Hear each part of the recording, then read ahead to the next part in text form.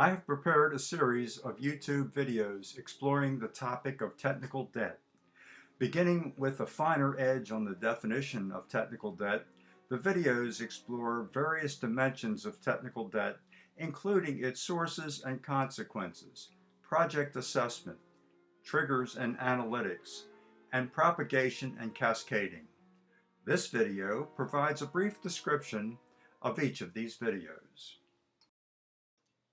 Introduced by Ward Cunningham in 1992, the current definition of technical debt needs to be brought up to date. The early, archaic, and somewhat awkward definition is not quite right code which we postpone making it right. Instead, I suggest the following. Technical debt is the organizational, project, or engineering neglect of known good practice that can result in persistent public, user, customer, staff, reputation, or financial cost. Are you finding that paddling your canoe is a little harder with each product release? Is your canoe riding a little low in the water these days? If so, your canoe may have a hole in it. Yes, your canoe may be sinking, and you with it. If so, it is time to bail, or bail out. Technical debt may be punching a hole in your canoe. Each gallon of water bailed incurs additional cost. Each gallon of water not bailed adds to the sluggishness of the operation. Technical debt has generally been used to refer to postponed or deferred work, whether by intent or by neglect. Incomplete or shoddy work extracts a persistent cost on ongoing software operations. In addition, corrective rework costs more than doing it right the first time. Technical debt is typically viewed as a problem to recover from once it has occurred. However, a better strategy is to systematically anticipate and avoid the conditions that contribute to technical debt in the first place. The methods to systematically anticipate and avoid technical debt need to be built into the software development lifecycle.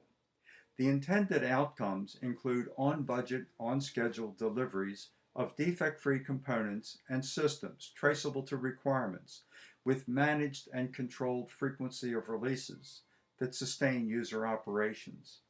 Project assessment focuses on the cost, schedule, quality, and performance triggers that serve as the preconditions for technical debt.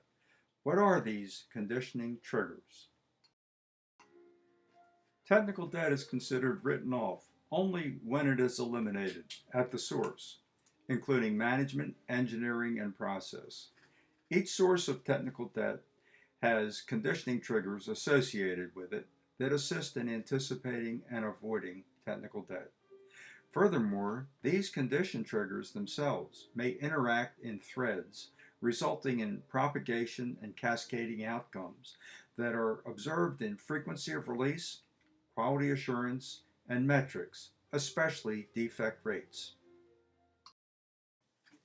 This video provides explicit guidance and criteria based on expert software engineering practice in the acquisition and fielding of software systems, including the specific criteria to be employed in appraising contractor readiness for performance, assessing management and control of performance, evaluating the management of changes associated with performance, and the evaluation of product quality resulting from performance.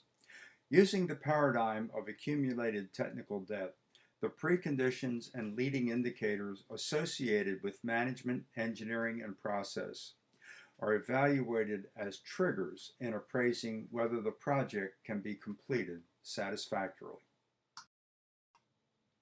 Here is my contact information.